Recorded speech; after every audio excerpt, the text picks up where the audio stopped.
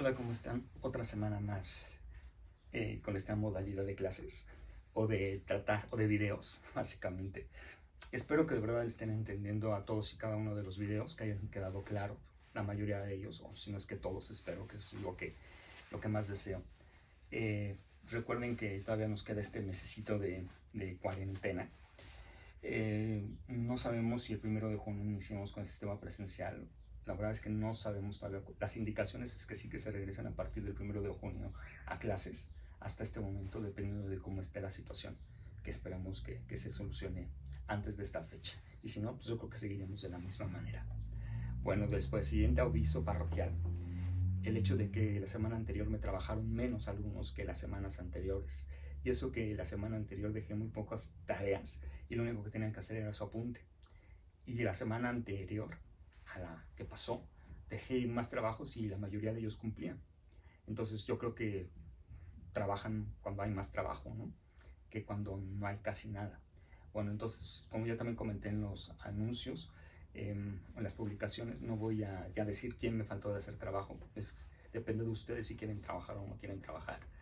Este, y bueno, si llegan a tener una baja calificación en este parcial, ya saben perfectamente por qué. De todos modos, saben que todos sus trabajos quedan registrados en internet y ahí están. Y aquellos trabajos que no estén reaccionados, pues justamente no los tomen en cuenta. A veces algunos se me olvida cliquearlos, pero generalmente todos los que me entregaron el tiempo en el momento están todos registrados. Las personas que ya me lo entregan después de las 9 de la mañana, generalmente esos no, salvo algunos que me mandan mensaje diciéndome que tuvieron algún problema. Pero entonces, por favor, les voy a pedir eso, ¿no? Que eviten, más bien que trabajen para evitar calificaciones bajas y extras, ¿no? Que sería el colmo irte a extra cuando tu otro está siendo súper más fácil como para irte a un extra, ¿no?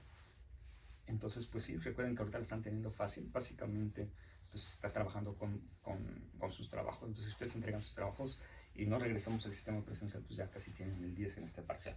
Bueno, después de hablar esto, vamos a continuar. Todas estas clases hemos hablado acerca del derecho internacional, hablamos del derecho internacional público y privado, que son leyes a nivel internacional. El derecho público se va a diferenciar al privado, en que en el público solamente intervienen estados, no individuos. En el internacional privado intervienen los individuos, cuando los individuos se encuentran en países distintos y esas personas tienen a lo mejor un conflicto, ¿no? Como les decía, a lo mejor una persona se casaron en México, luego se van a vivir a Argentina, luego uno de ellos se va a vivir a Brasil, entonces uno está viviendo en Argentina, uno está en Brasil, pero se casaron en México. ¿Cómo resolverían ese conflicto? Eso es lo que trata el sistema, eso es lo que trata el derecho internacional privado. Luego hablamos de soberanía, que soberanía es la facultad o el poder máximo que se tiene sobre el Estado, y que esta soberanía solamente, hablamos de soberanía al interior de cada uno de los estados que integran la comunidad internacional, y que cada estado define cómo manejar su soberanía. Hablábamos de los principios de la política exterior en el mundo, que son lineamientos o reglas que imponen la comunidad internacional, los organismos internacionales, para que los estados vivan en armonía. Y hablábamos de los principios básicos de la política exterior, que son aquellas propias reglas que se imponen los gobiernos para tener una buena relación con los demás países, ¿no? Los principios de la política exterior se encuentran en tratados internacionales y los principios básicos de la política exterior mexicana se encuentran en la Constitución del país, en este caso en el artículo 89, fracciones. Y luego vimos los antecedentes de los principios de la política exterior en el mundo, hablamos de la guerra de los pasteles, hablamos del Papa, hablamos de muchas cosas. Y luego terminamos con la Carta de las Naciones Unidas, que este documento se firmó para que los países trataran de solucionar los conflictos a través de la paz. En esta Carta de las Naciones Unidas, en sus dos primeros artículos se mencionan los propósitos y los principios tanto de la Carta como de la Organización de las Naciones Unidas. Y bueno, hemos hablado tanto de principios de la política exterior que ahora vamos a conocerlos uno por uno. Entonces el tema que vamos a ver el día de hoy es principios de la política exterior en el mundo, y vamos a ver los 7 principios básicos de la política exterior en el mundo. Y empezamos con el primero, que se llama autonomía y afirmación de los referentes nacionales y sociales en la política exterior. Bueno, este principio lo vamos a representar con esta imagen. En esta imagen lo que observan varios de ustedes, bueno, se alcanza a observar es los líderes de varios países del mundo tratando de manejar a la comunidad internacional como ellos quieren, ¿no? ¿Y quiénes tratan de manejar esa comunidad internacional? Tenemos de este lado al tío Sam, que es la figura representativa, de manera en dibujo, del gobierno de los Estados Unidos. Aquí tenemos a un poblador ruso, que es el representante del gobierno ruso, y por ahí tenemos a otros países que tratan de mantener el dominio y el control de los países. Pero muchas veces, al hacer esto, ellos se meten con el principio que estamos hablando, que se llama autonomía y afirmación de los referentes nacionales y sociales de la política exterior en el mundo. Este principio lo que trata es evitar esto, que vemos en el dibujo. Bueno, primero, afirmación. ¿Qué es autonomía? Es capacidad de decidir por ellos mismos, afirmar, de decir yo soy como soy y a nadie le importa, básicamente. Referentes nacionales es lo que identifica a cada país. Bueno, vamos a ver en qué consiste este principio básico de la política exterior en el mundo. Y bueno, aquí se dice que al hablar de autonomía de estados, ¿qué es la autonomía de estados? Que cada estado tiene la facilidad o la facultad de decidir internamente lo que le conviene mejor a su estado. Dice que para hablar de autonomía de los estados debemos considerar el principio de la no intervención, la inadmisibilidad de la intervención en asuntos internos de los estados y protección de su independencia y soberanía. Este principio de la no intervención es básicamente un principio por el cual se rige el gobierno mexicano. Y en este gobierno se trata de que los gobiernos de los países no se pueden meter en conflictos, no se pueden meter en decisiones que únicamente le competen solucionar al propio Estado. Esa es la no intervención. O también al hablar de no intervención, en un sentido más estricto, hablamos de cuando los países intervienen un territorio que no les conviene, no, que más bien que no les corresponde. Es como si México fuera a El Salvador y pusiera ahí sus tropas. Ahí básicamente está interviniendo un territorio. Eso es básicamente lo que muchos entenderían por no intervención. Pero bueno, aquí, este principio de autonomía del Estado se refiere a eso. Se refiere a que los países no pueden intervenir en asuntos que le competen única y exclusivamente solucionar al Estado que tiene el conflicto o el problema. Y dice la inadmisibilidad de la intervención en asuntos internos, es decir, que no se permite que ningún país se meta en los asuntos que le corresponden únicamente solucionar al que los tiene. Y dice que este principio de autonomía lo que va a servir es eso, que no se metan en sus asuntos internos, y también va a servir a proteger de su independencia. ¿Por qué? Porque muchas veces varios países aprovechan y dicen, bueno, yo te voy a ayudar a solucionar el conflicto de pobreza que tienes. Y con el paso del tiempo resulta que esa ayuda no es esa ayuda no es tan, ¿cómo se puede decir? No es tan de bondad, o no es porque los países fueron muy buenos, sino porque tienen un doble fondo. Y el doble fondo es que ayudaron a la economía o la seguridad de ese país únicamente para hacerse indispensables y con el paso del tiempo apoderarse de ese país. Apoderarse de ese país y manejar a ese país a su antojo. Eso sería la protección de su independencia, cuando un país tiene un doble trasfondo al ayudar a otro, que la verdadera intención es quedarse con ese país. Y también defender la soberanía. Como ya hablamos, es importante la soberanía de cada estado, porque así cada estado va a tener la plena seguridad de que nadie se va a meter en sus asuntos. Porque recuerden que la soberanía es la capacidad o ese poder máximo que se tiene sobre un estado para tomar las decisiones más importantes sobre él. ¿Y quiénes creen que sean los más capacitados de tomar estas decisiones? Pues el propio estado, ¿no? Porque él conoce perfectamente el origen del problema, conoce cómo solucionarlo, conoce a sus habitantes, prácticamente conoce a su país.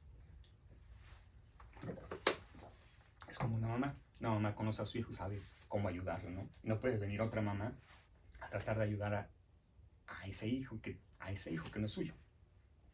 Bueno, entonces en el primer punto hablábamos de que la autonomía se trata de eso, se trata de que cada país decida lo que es mejor para él y que se va a impedir por ley que ningún país pueda intervenir en tus asuntos.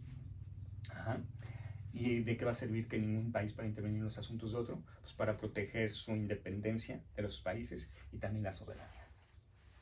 Dice, la afirmación nacional se encuentra relacionado con el principio anteriormente mencionado, principio de la no intervención, y el deber de respetar el sistema político, social, económico y cultural de la política exterior de cada estado.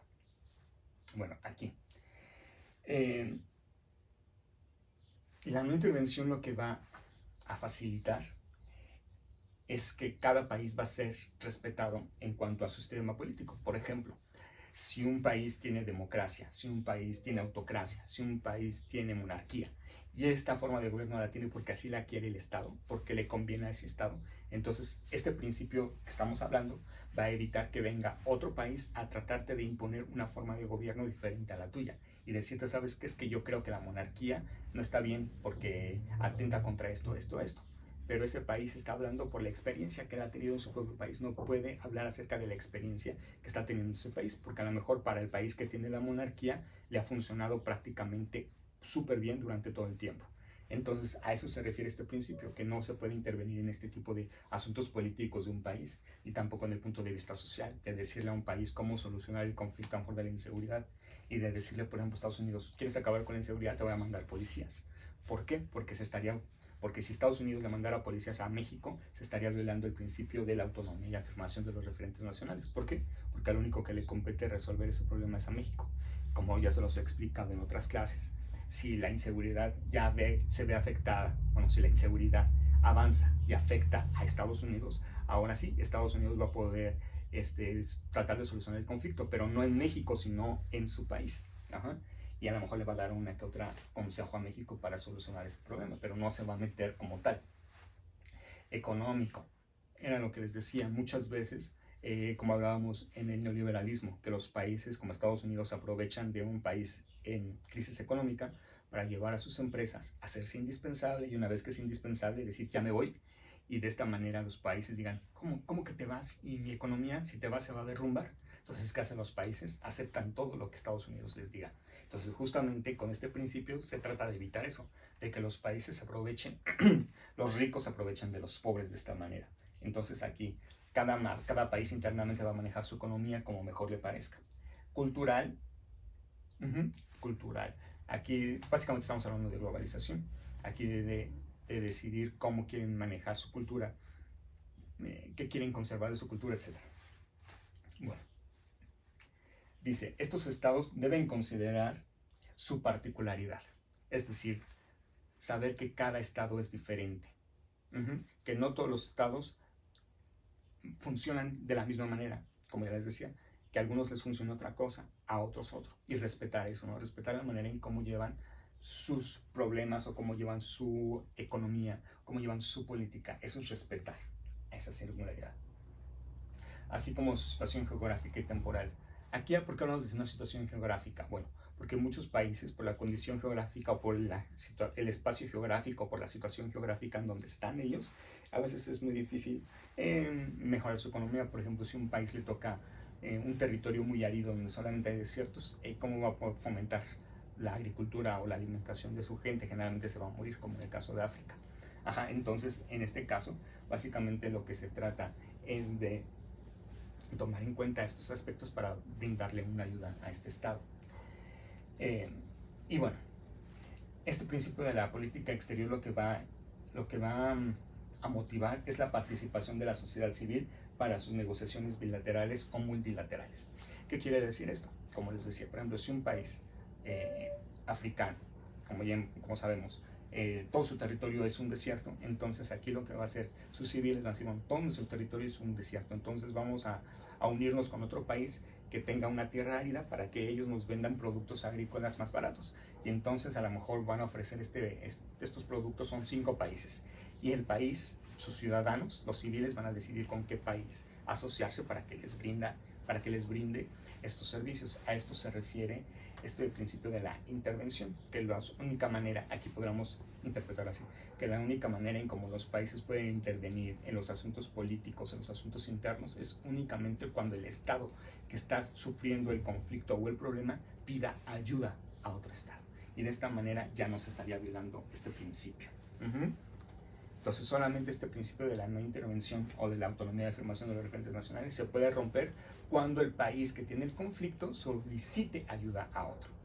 Y bueno, en conclusión, la autonomía y la afirmación de los referentes nacionales y sociales de la política exterior en el mundo se relacionan con el principio de la no intervención. Es decir, que Ningún Estado puede intervenir en los asuntos que sean esencialmente de la jurisdicción interna de los Estados.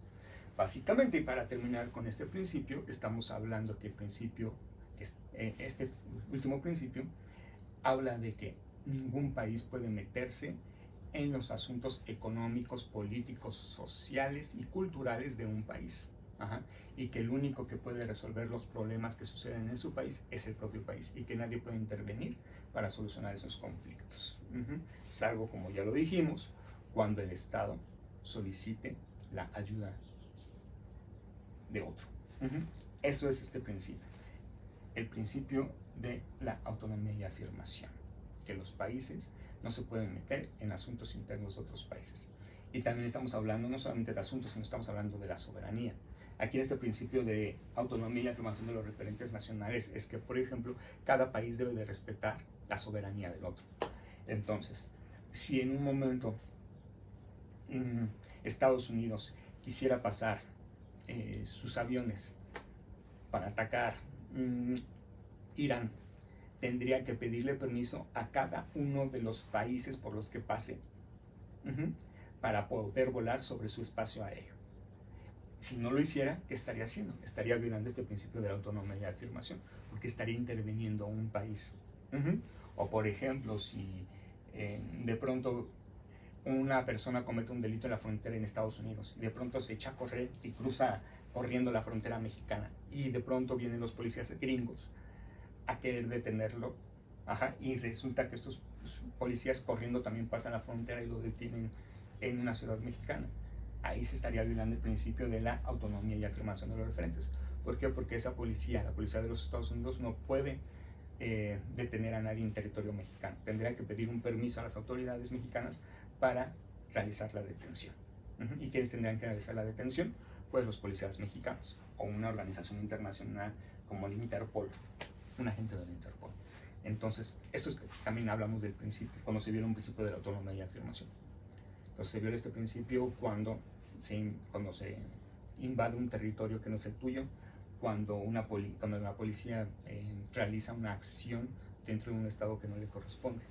Eso sería como la violación a este principio de la autonomía y afirmación de los referentes nacionales. Bueno, hasta aquí no hay ninguna duda. Este principio es muy sencillo y aparte este principio lo hemos venido checando durante todas las clases anteriores y hemos hablado de él. Ahora sí, por eso es importante la soberanía de los países. ¿Para qué? Para que se pueda cumplir con el principio de la autonomía y la afirmación de los referentes nacionales y sociales. Entonces, ya respondimos a la primera pregunta que les hice. ¿Cuál es lo importante de la soberanía?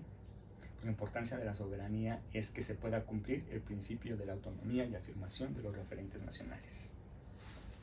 Siguiente principio, que es el principio de la soberanía, la preservación de la soberanía nacional y de la integridad de los estados. El segundo principio, ¿y por qué puse esa imagen? Bueno, porque esta balanza que representa la igualdad y está enfrente de un mapa mundi, porque esta balanza representa la igualdad de todos los países en el mundo. Y ya básicamente con esto ya les dije lo que trata este principio: preservación de la soberanía nacional y de la integridad del Estado. Aquí, preservación de la soberanía nacional, es decir, que cada Estado tiene la igualdad de que todos van a preservar su soberanía, lo que hablamos en el punto anterior. Y la integridad del Estado es que ningún Estado se debe de aprovechar del otro, ¿no? Que cada Estado tiene el derecho de que se le respete su integridad.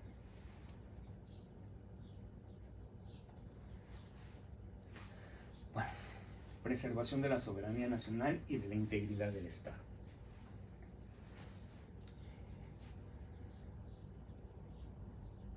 Empezamos. En el derecho internacional, el elemento esencial que caracteriza al Estado es su soberanía. Ya dijimos que cada país decide sobre los asuntos internos y sobre sus conflictos. Bueno, entonces, dado que la comunidad internacional se forma por estados soberanos y su integridad no se puede afectar por otro estado. Aquí estamos hablando de integridad, es decir, que se trate de menos a un estado que a otro.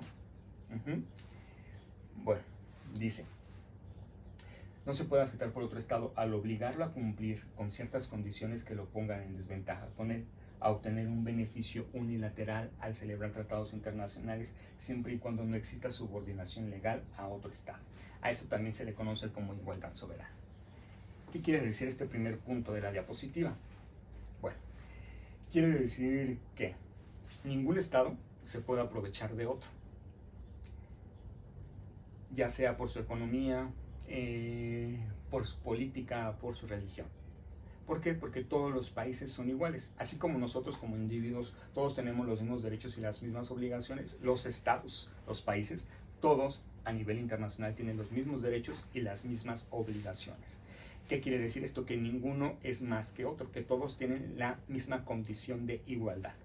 Entonces, este punto lo que trata de decir es que ningún Estado puede afectar la integridad del otro y decir, bueno, porque tú eres pobre y yo soy millonario, voy a poderte intervenir, voy a poder manejar tu economía. Porque ahí se estaría violando el primer principio y se estaría violando este principio. Entonces dice, ningún Estado puede afectar la integridad de otro al obligarlo a cumplir ciertas condiciones que lo pongan en desventaja. De decir, por ejemplo, Estados Unidos a Guatemala, vamos a firmar este tratado internacional en materia económica, yo te voy a ayudar a mejorar tu economía, pero eso sí, yo voy a tener las ventajas y tú vas a tener las desventajas. Y tú no vas a poder hacer esto. Ajá. Y todas estas condiciones que Estados Unidos le está imponiendo a Guatemala, esas condiciones son negativas para Guatemala. Y aún así Guatemala dice, bueno, con tal de que me ayudes lo voy a firmar. Eso no se puede porque se estaría violando la preservación de la soberanía nacional y la integridad del Estado. Entonces, o tampoco se puede obtener un beneficio unilateral de decir, bueno, firmamos igual, el mismo ejemplo, Estados Unidos y Guatemala, firmamos este tratado, pero el único que va a recibir una ventaja voy a ser yo, y tú lo único que vas a hacer es, vas a poner la mano de obra, ¿no? Podríamos decirlo de esa manera. Yo te voy a mandar a ti nada más. Al celebrar tratados internacionales, palabra, aquí es muy importante y a partir de este momento vamos a hablar de un tratado internacional. Un tratado internacional es un acuerdo entre dos o más países para llegar a un bien común en diferentes aspectos, en el aspecto económico, social, político. Es decir, países pueden firmar con otros estados o con otros países un tratado o un acuerdo en materia de educación. ¿Para qué? Para compartirse los métodos de aprendizaje. Puede firmar un tratado en materia cultural para impartir clases de español, ¿no? O económico, tratado de libre comercio entre Estados Unidos, Canadá y México. Esto es un tratado internacional cuando dos o más países se unen para obtener un beneficio para los países que lo afirman. Ok, ese sería un tratado internacional. Y dice siempre y cuando no exista subordinación legal a otro estado. Es decir, por ejemplo, en este caso Estados Unidos, como tiene un estado asociado como Alaska o como Puerto Rico, Estados Unidos puede intervenir en los asuntos de Alaska y los asuntos de Puerto Rico. ¿Por qué? Porque legalmente están subordinados el uno al otro. Entonces aquí en este caso se puede violar el principio de la no intervención. A pesar de que Estados Unidos y Puerto Rico sean dos estados totalmente diferentes, recuerden que ahorita Puerto Rico es un estado asociado de Estados Unidos, entonces por lo tanto Estados Unidos puede actuar a nombre de Puerto Rico y puede intervenir en los asuntos de Puerto Rico y puede celebrar un tratado internacional a lo mejor un poquito desleal, un poquito en desventaja o desigual. ¿Por qué? Porque depende legalmente de Estados Unidos. Los estados gozan de igualdad soberana. ¿Qué es igualdad soberana? Igualdad soberana, como os voy a repetir, es que cada estado es igual al otro. Es decir, que ningún estado es menos que el otro. O también podemos decir que la igualdad soberana es que todos los estados de la comunidad internacional o todos los países de la comunidad internacional son iguales porque tienen los mismos derechos y las mismas obligaciones. Significa que un país poderoso es igual a un país pobre y que cuando firmen un tratado internacional estos dos países, tanto el pobre como el rico deben de tener los mismos derechos y las mismas obligaciones. Y si hay un conflicto, no se va a defender al país que tenga una mejor economía sobre el que tenga una menor. ¿Por qué? Porque para la ONU todos los países son iguales. Dice, los estados gozan de igualdad soberana y por lo tanto de igualdad ante el derecho internacional. Era lo que les decía. Si Estados Unidos tiene un conflicto con otro país, la comunidad internacional debe de ser imparcial y no solamente decidir en base a creencias. Entonces dice, los estados gozan de igualdad soberana y por lo tanto de igualdad ante el derecho internacional, pese a las diferencias de orden económico, social o político. Aquí les digo, si los países tienen un conflicto, el que sea, se les va a tratar de la misma manera a los países. Y aquí no va a importar si un país tiene una mejor economía o si tiene una mejor relación con otros países. No, ¿por qué? Porque lo que prospera este principio, lo que pretende este principio es que todos los países sean iguales. Entonces aquí se está dando la pauta legal para decir que a todos los países se les va a dar el mismo trato jurídico, que todos van a tener la misma oportunidad de defenderse, que todos van a tener la oportunidad de ganar ese conflicto. ¿Por qué? Porque todos los países son iguales. Dice, existen disposiciones internacionales que establecen condiciones favorables para países que se encuentran en condiciones desfavorables. Aquí, bueno. Entonces, aquí básicamente estamos hablando como de una excepción a este principio, en donde hablábamos de que todos los países son iguales, no importa si eres rico o pobre, y de decir, bueno, porque tú eres rico, te voy a ayudar a ganar el conflicto, o porque tú eres pobre, por lástima, te voy a ayudar a ti a ganar el conflicto. No, aquí lo que se trata es que todos sean iguales, pero bueno, aquí habla y dice que la comunidad internacional en ciertos aspectos va a tratar de proteger al país que se encuentre en las condiciones más desfavorables. Ajá. Pero ¿cómo lo va a proteger? Pues justamente los países se van a unir para ayudar a estos países, únicamente. Aquí es con el fin de compensar esa desigualdad en que se encuentran, ya sea en el aspecto económico, geográfico, y poder otorgar un trato más equitativo. Entonces, aquí la ONU lo que va a decidir o lo que va a hacer muchas veces es tratar de, si hay un país de plano muy pobre y que va a hacer un tratado internacional con un país muy rico, va a decir, bueno, al país muy rico, mira, este país tiene ciertas condiciones, su territorio geográfico es totalmente, no es muy, su territorio geográfico es muy pobre, no tiene desiertos, no tiene salidas al mar, su clima es muy extremo, es muy caluroso, entonces hay condiciones que no le permiten tener una misma igualdad de condiciones contigo, país que tienes un buen clima, que tienes un buen ambiente sano, que tienes salida al mar, que tienes una buena economía. Entonces lo que vamos a hacer es, sí firma ese tratado internacional con ese país pobre, pero eso sí tienes que darle ciertas ventajas a este país. ¿Por qué? Porque no puede reaccionar, no puede responder de la misma manera que tú por estas condiciones. Ahí sí la ONU podría hacer un poquito de desigualdad, pero solamente para tratar de favorecer a quién, al país más pobre, siempre y cuando existan elementos que permitan realizar este apoyo o esta ayuda. ¿Y cuáles serían esos elementos? Pues que este país a lo mejor cuente con una economía muy baja, o que su situación geográfica, como ya les dije, sea muy mala, que tenga desiertos, que no tenga salidas al mar, que su clima sea muy extremo. Entonces eso va a evitar un desarrollo. Entonces, por lo tanto, los demás países van a tratar de ayudar o protegerlo. Y eso es lo que trata este principio. Entonces, básicamente, este principio de la preservación de la soberanía nacional y la integridad de los estados significa que todos los países tienen los mismos derechos y las mismas obligaciones. Punto número 1, que cuando los países firmen tratados con otros, van a tener los mismos derechos y las mismas obligaciones en ese tratado. Por ejemplo, México, Estados Unidos y Canadá, cuando firmaron el TEMEC, se supone que este principio lo que propondría, lo que daría a entender es que estos tres países que firmaron el TEMEC van a tener los mismos derechos y las mismas obligaciones y que nadie va a salir más beneficiado que el otro, que los tres van a tener los mismos beneficios y los mismos perjuicios. Eso sería la igualdad soberana. O también hablábamos acerca de que cuando los países tengan un conflicto, el que sea, ya sea bélico o tengan un conflicto porque no se les respeta el tratado internacional, la comunidad internacional va a tratar por igual a todos. Y cuando lleguen a solucionar ese conflicto, va a existir un medio,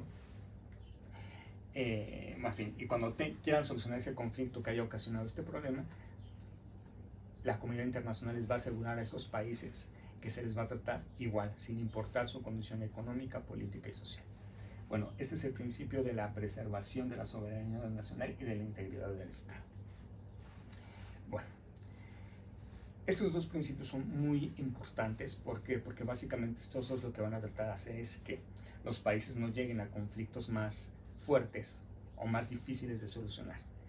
Lo que trata es que si los países respetan este principio de la no intervención y el principio de la afirmación y autonomía y el principio de la preservación de la soberanía, si lo respetan no van a tener conflictos, o a lo mejor va a haber conflictos pero mínimos.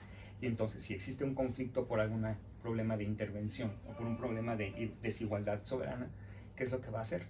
La comunidad internacional va a resolver este problema. ¿Y cómo lo va a hacer? Sin afectar a ninguno de los dos y tratando de que los dos salgan beneficiados. Y también estos principios lo que van a tratar es que no se crea que por ser un país rico va a tener un trato mejor, o por ser un país pobre va a tener un trato mejor. No, ¿por qué? Porque para la comunidad internacional todos los países son iguales. Y a esto que tiene que ver con el primer principio, que como todos los países son iguales, entonces si un país poderoso interviene a un país pobre, ¿qué va a hacer la comunidad internacional? Pues va a defender al país pobre porque es la víctima. Pero ¿qué pasa, por ejemplo, si dos países, Estados Unidos y Rusia, tienen un conflicto? Los dos son iguales. ¿Qué es lo que va a pasar? Pues que Estados Unidos, ¿qué va a pasar? Pues que la comunidad internacional va a apoyar a los dos países por igual, sin importar quién sea más poderoso y quién no. Ahora, se preguntarán, si llegan a un conflicto, ¿quién lo va a resolver? Pues justamente eso es lo que vamos a ver en el siguiente punto. Cuando hay un conflicto, ¿quién va a resolver ese conflicto? ¿Quién lo podrá hacer? La policía. ¿Quién podrá resolver ese conflicto? La ONU o los mismos países. ¿Quiénes? Y a eso se le conoce como solución pacífica de las controversias internacionales, o solamente como solución pacífica de las controversias. Y ahí estamos viendo a dos personas que se están tomando la mano y por lo tanto están solucionando su conflicto de manera pacífica. Bueno, como se dieron cuenta, este video es corto, así que no se va a hacer muy largos porque quiero que pongan atención y que entiendan cada uno de los principios. Bueno, entonces nos vemos en la siguiente clase para hablar de este conflicto, de este principio, y si les interesa, pues por ustedes mismos pueden investigar de qué tratará esta solución pacífica de las controversias internacionales. Nos vemos en la siguiente.